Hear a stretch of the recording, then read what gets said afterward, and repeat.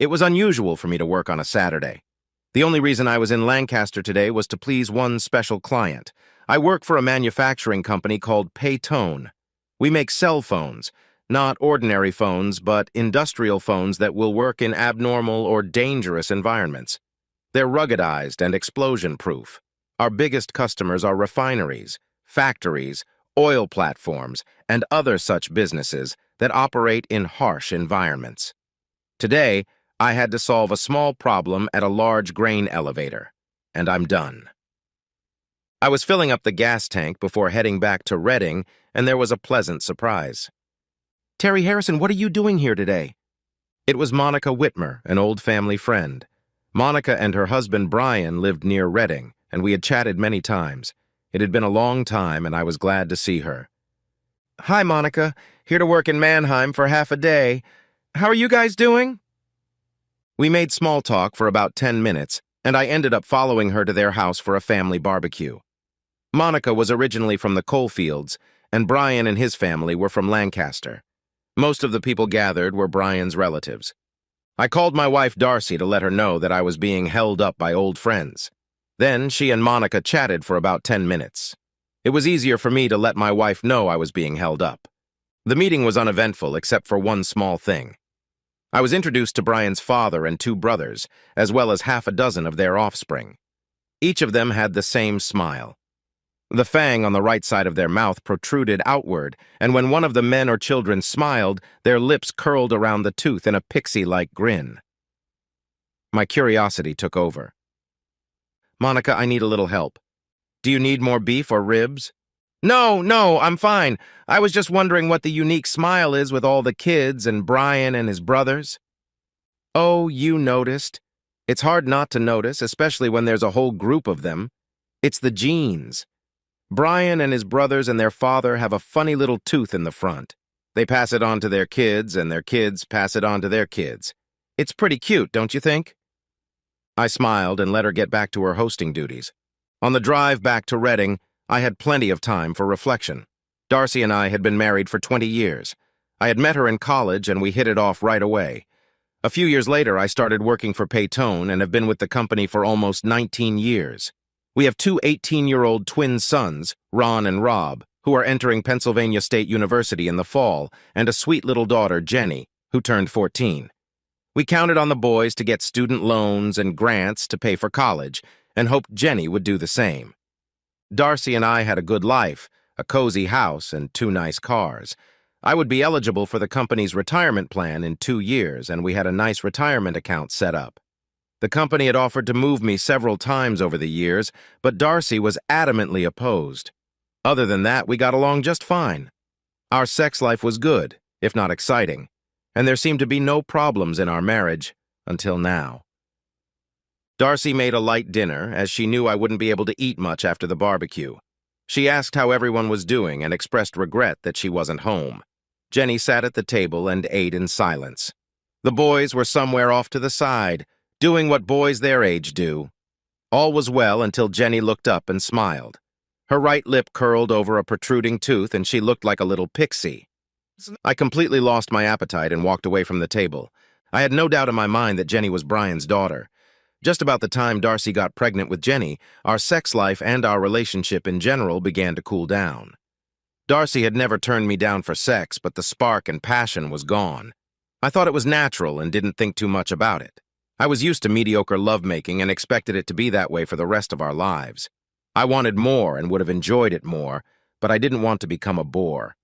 Now things became clear on another level.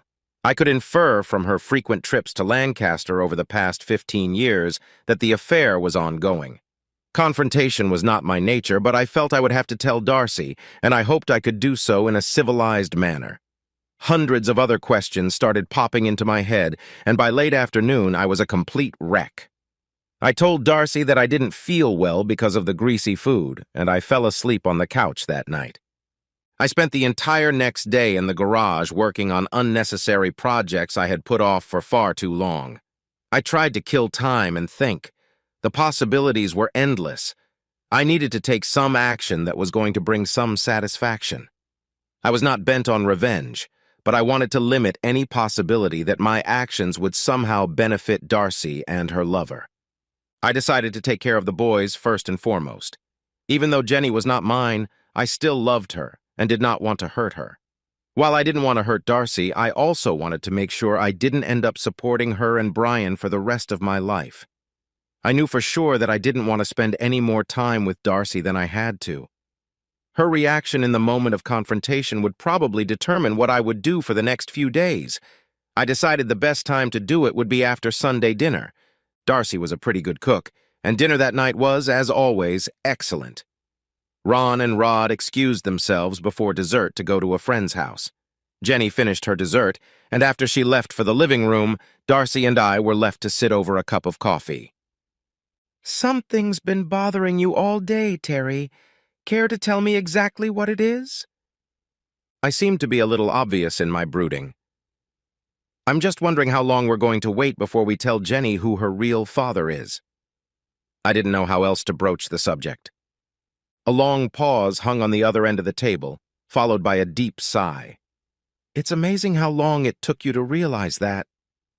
She remained unfazed, and her gaze shifted from the middle of the table to me. "I don't think she needs to know until she's at least 18 or has some medical problem when it becomes necessary. Everything is fine the way it is. We won't accomplish anything if we tell her now." Is that fair? Fair to whom? A stable family life is important to a girl her age. She doesn't need to know about it.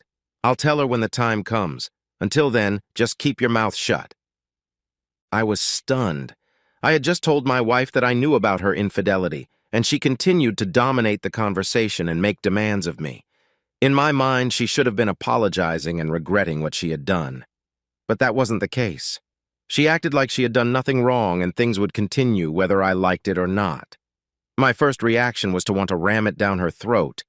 But just then I noticed a slight movement in the hallway outside the dining room. Jenny was listening to our conversation. When I paused, I heard her running away. I decided to calm down and pull myself together. "Maybe we should think about divorce." "I was just saying that it's important to keep a stable family environment for a few more years. Divorce is out of the question. What would Jenny and I do if we were separated? I think it's best to wait a little while until she's older and things stabilize financially." Everything suddenly became clearer. After 2 years, I would be eligible to participate in the company's pension fund. In addition to a portion of my salary, Darcy will be entitled to a portion of my retirement plan when she turns 65. That bitch had planned ahead, way ahead. Now I had something to think about. I sat still, saying nothing. "At least we won't have to endure pity sex anymore. That's already a relief."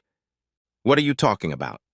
"For the last 15 years, I've had sex with you when you wanted it so you wouldn't get suspicious. It went on a lot longer than I thought it would because you were so damn slow to figure it out. At least now it's over. We don't have to pretend anymore. I'll probably go to Lancaster more often now." I sat there for a few more minutes, neither of us saying anything. "I'll move my things into the guest room while you and Jenny do the dishes. I don't want to impose on you any more than I have to."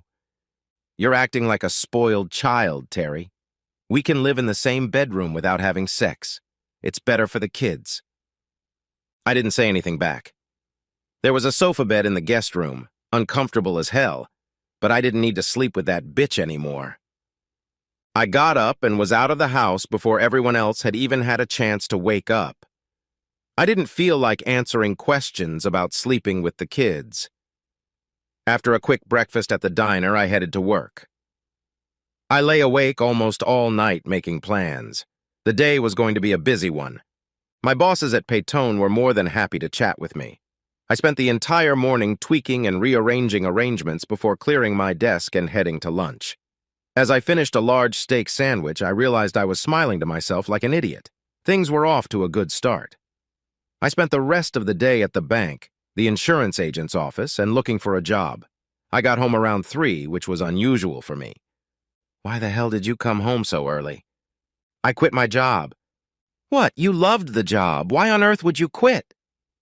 She paused for a second, waiting for an answer, which didn't come. "Are you still upset about last night?" "No, I just decided I was working too hard and wanted a change. I got a new job at DC Brown's starting tomorrow. At the feed mill? What the hell are you going to do working in a feed mill? Loading and unloading trucks and freight cars, no hassle and no responsibility. I'm also hoping to lose a little weight. That's the dumbest thing I've ever heard of. How are we going to pay for college for a boy? This job doesn't pay more than minimum wage. And I don't understand what's gotten into your head. What happened to your pension? Quit. I had to work 20 years to get it, and I didn't have it. Did you get your severance pay? What about vacation and sick pay? No, no, and no. You have to give 60 days notice to get accrued sick or vacation pay. Severance pay is only paid if you are laid off. I didn't give any notice, I just quit and walked away. What about the boys' college? No problem.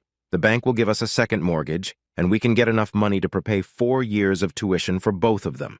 They'll still be able to apply for grants or loans if need be.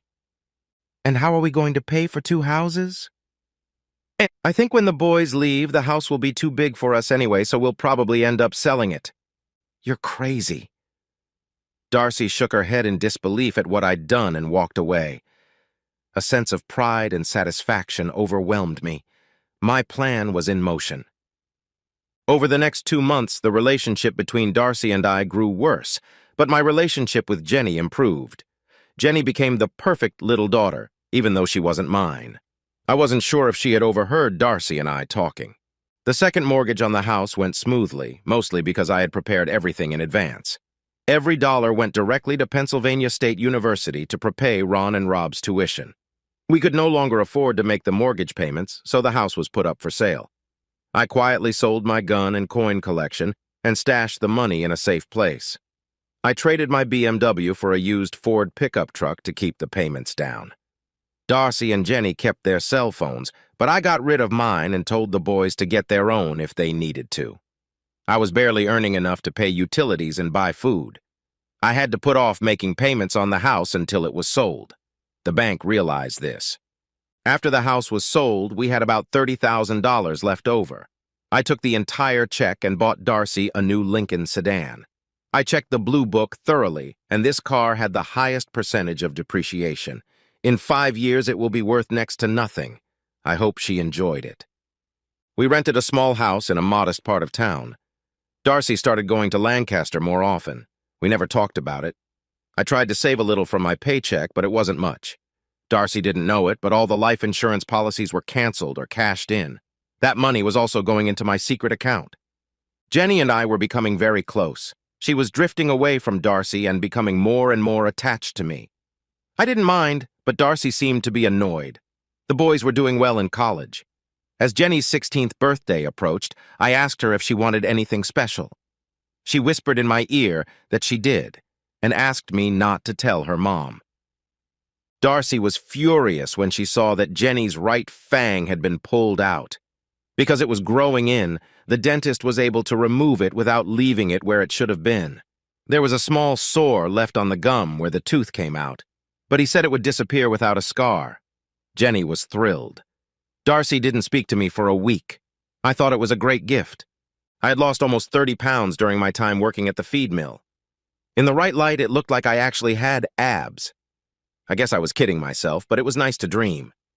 I agonized for the first few weeks, but eventually I began to enjoy exercising. Jenny was in her last year of high school and we became best friends. It was her choice, not mine, but I was honored. Darcy, like a bolt out of nowhere, went from sullen to happy. She was cheerful and bouncing around like a little girl. I put up with it for a few days and then cornered Jenny. What the hell is going on with your mom? I'd rather not talk about it. She's acting disgusting. What does that mean? She found out 3 days ago that Monica Whitmer has cervical cancer. The doctors say she has less than 3 months to live. Ever since Mom found out, her head has been spinning. I think it's terrible that she's taking such pleasure in someone else's grief. Monica hasn't done anything to her, and she's being a real bitch. It's not nice to call your mother a bitch. I don't know what other name would be more appropriate right now. Unfortunately, I had to agree with Jenny. Now that I knew the source of her delight, I felt the same way Jenny did.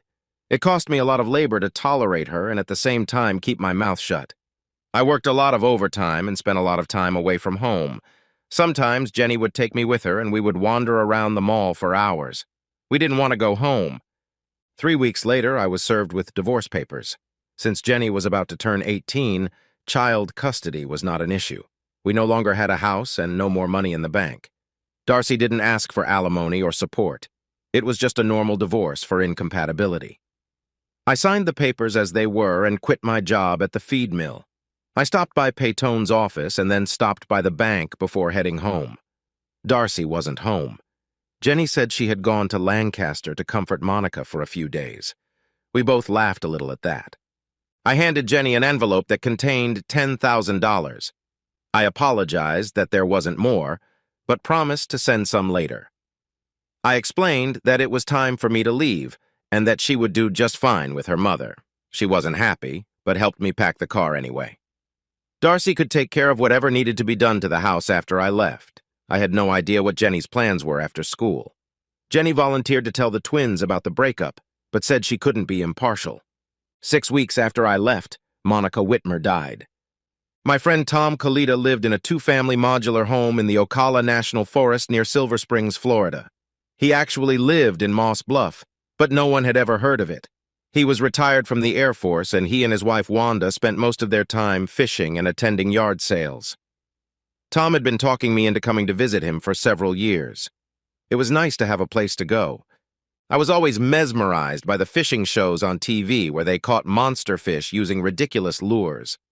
Tom spent the next few weeks proving it was real. He taught me how to cast a jiggerbug over the tops of the lily pads. It was thrilling to watch the huge jaws come out of the water following the pesky intruders. It was fun for the first few months, but then it started to get tiresome.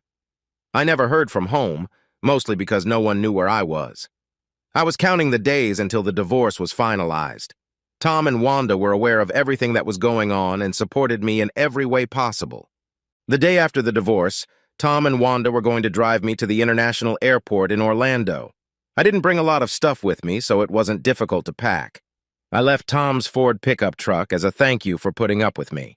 And then things took a strange turn. No sooner had we pulled out of the driveway than a black SUV followed us. Tom had no idea who it was. Clyde Green and his friend Dave Fielding identified themselves as FBI agents. "We're looking for Terry Harrison. Could you help us?" Agent Green seemed to be the spokesman. I said nothing, only raised my hand slightly. "Mr. Harrison, we need a few minutes of your time. Would you mind helping us out?" "Sure, no problem." Tom and Wanda smiled slightly at the group and walked into the modular home. We all sat down at the picnic table on the front patio. Clyde placed a small tape recorder and notepad on the table. "Tell us about your trip to Lisbon, Mr. Harrison." "Nothing much. I'm starting a new job, and that job is in Lisbon." "Why at this particular time?" "I suppose you probably know that my divorce was finalized yesterday. I've been putting off a new job until the divorce is final. Is there a problem with that?" "No, not at all. Just trying to clarify some points. Let's get this shit over with. Why the hell are you here, and what the hell do you want? I have a plane to catch, and I don't want to play cat and mouse. Get to the point." Green and Fielding looked at each other and shrugged. Green closed his notebook. "Brian Whitmer was killed yesterday afternoon in an automobile explosion. Due to the circumstances surrounding your divorce, we thought it was important for us to speak with you." "Wow, what good timing. I assume you know I've been here for the past 3 months, and Tom can attest to that. I don't know anything about explosives, and to tell you the truth, I had no reason to want Brian dead. As far as I was concerned, he was doing me a favor. I wanted to get rid of the bitch and couldn't wait for it to be over. I in no way resent his affair with my wife. It makes me a little angry that I paid for 16 years to raise his child, but not angry enough to kill him. However, the timing of this is very interesting. We know who planted the explosives, and we know it wasn't you. We need to know if you paid for it, and if you know the person who did it. Tell me who you think did it, and I'll tell you if I know him. Do you know a man named Tony Donato from Westchester? I don't know anybody by that name. In fact, I don't know anyone from Westchester at all. Have you checked phone records and stuff? How do you know it was him? We couldn't find any records of phone calls to Mr. Donato from anywhere in Florida in the last month. The technique used to plant the bomb was very crude but effective. Mr. Donato has used a similar scheme several times before, but we've never been able to catch him. What exactly are you trying to find out from me? I don't know anything about the explosion. I don't know Mr. Donato, and I don't care if Brian Whitmer is alive or dead. Brian Whitmer was the reason my wife left me, and I'm grateful to him for that. No hard feelings on my part, honestly. We just didn't want to leave any stone unturned. You understand, I'm sure. You'll be available if we need to talk to you again? Of course. I'll contact you as soon as I'm settled. 4 hours later, I was on my way to Lisbon. The plane ride gave me plenty of time to think about the past few years. My relationship with Darcy had been going downhill for a long time. I was too stupid to realize she was having an affair. Plus, I was raising her child as my own. I actually loved Jenny and bonded with her after I found out she wasn't mine. Once I realized that Darcy was planning to make some monetary gain from my employment and retirement, I decided to take steps to prevent it. Peyton was happy to put my job on hold for a few years if I agreed to head up the new European division. The timing was perfect for both the company and me. I hadn't counted on Brian's wife dying, but Jenny was close to graduation as it was. My new position as Vice President of Continental Operations came with a significant salary increase, an excellent benefits package, and the reinstatement of my old retirement plan. I had a small nest egg stashed away and all my affairs were in order. I regretted not doing more for Jenny, but I could make up for that later. Ron and Rob were graduating from Penn State, and things were going pretty well for them. I was 3 months behind Darcy and Jenny, but I hoped to catch up after I got settled. The interview with the feds went faster and easier than I thought it would. I thought that was unusual, but didn't dwell on it too much. With a silent sign of relief, I pushed the thought to the back of my mind. It did, however, make me wonder what had happened. Getting settled into my new home was much easier than I thought it would be. I had subordinates now, and they had pretty much sorted everything out before I arrived. The house, or should I say villa, they had picked out for me was stunning. It was on a hillside with a beautiful view of the harbor. I had language classes twice a week and had plenty of time for private tutoring. As they say, life was good. For one reason or another, I didn't contact either Jenny or Darcy. In fact, no one but the company and the twins knew where I was. Ron was in grad school at the University of Texas, and Rob was a second lieutenant in the Army, courtesy of ROTC. They said Darcy was at graduation, but no one discussed a breakup or divorce. They readily agreed not to let her know my whereabouts. They didn't know where she lived or what she was doing and avoided asking. Jenny told them everything leading up to the divorce, and apparently she didn't sugarcoat it. They seemed a little bit embittered at their mother. I was proud of all 3 of my children. A year went by and things were going well. In early April, I received an invitation to Jenny's wedding. Unfortunately, it got to me about 2 weeks after the ceremony date. Inside was a small note in which she expressed her desire for me to marry her if I received the invitation in time. I felt bad about not being there for her. It took my assistant about 2 hours to get Frank and Jenny Conti's current address and phone number in King of Prussia. "Hi, Jenny. It's Daddy." Daddy, you got my invitation. I missed you so much." "Hey, keep it down. It's okay. I'm just sorry I didn't find out about the wedding until it was too late. I'm really upset that I missed it." "It was wonderful, and except for the fact that you weren't there, it went great. I really wanted you to walk down the aisle with me. Frank is a great guy, Dad. You'll like him. He just graduated from Drexel with a degree in electrical engineering and will hopefully be starting a new job in a couple months." Jenny was talking at a mile a minute. She sounded as excited about talking to me as she was about the wedding. I was happy for her. "I didn't buy you anything. What do you need or want?" "I need to see you and introduce you to Frank. Can you come home?" "Not right now, but why don't you and Frank come visit me? I have a beautiful house and plenty of room. I can get tickets if you guys can figure out how to arrange it." Okay, that sounds great. Can I call you back tomorrow? Give me the number. I love you, Daddy, and I miss you. I can't wait to see you. I'll make it work, don't worry." Jenny's new husband was everything a father could wish for. He was good-looking, hard-working, and ambitious. I liked him and felt he would take good care of my daughter. Even though I knew Jenny was not mine, I loved her as if she were my own. Jenny eagerly gave me news of her mother. Darcy had become estranged from Brian's family after his death. They believed she was somehow responsible for what happened to Brian. There was also talk of her having an affair with Brian behind Monica's back, which made her unwelcome in the family. Without Brian, Darcy had no way to support herself. She now worked at Zinn's Diner on the highway and lived in a mobile home near Lancaster. While Jenny got dressed so we could go out to dinner, I had some one-on-one time with Frank. Any specific plans after college, Frank? Mostly work. Jenny has agreed to move to wherever we go, so that makes it a lot easier. I'd rather find a job I like than be stuck in one I don't like in a particular place. I think I can agree with that. For 10 minutes, we talked about what he was studying at Drexel and what kind of job he was looking for. Surprisingly, he spoke Italian pretty well. He had adopted it from his grandparents, whom he had lived with while growing up in Philadelphia. We were planning to open a service office in Parma, and the only obstacle was finding someone who spoke the language. In this case, experience wasn't as important as education and management skills. I was figuring out how to set it all up while I listened to Frank talk. If Jenny was around so I could see her sometimes, that would be great. It's good to be the boss. About this time, my beautiful Jenny joined us. We chatted casually as we walked to the car. Jenny, since I couldn't make it to the wedding, who did you ask to marry you off? Frank's Uncle Anthony introduced us to Frank, and he was more than happy to do so. He also gave us a very nice wedding present. Frank laughed at that. I never expected to get a $10,000 wedding gift from anyone, and getting it from Uncle Anthony was a real surprise. It's not like he has a real job or anything. I don't know where he gets the money from, but it was very nice. I must remember to send Uncle Anthony Conti a nice letter to thank him. Oh, no. He's an uncle on my mother's side. His last name is Donato.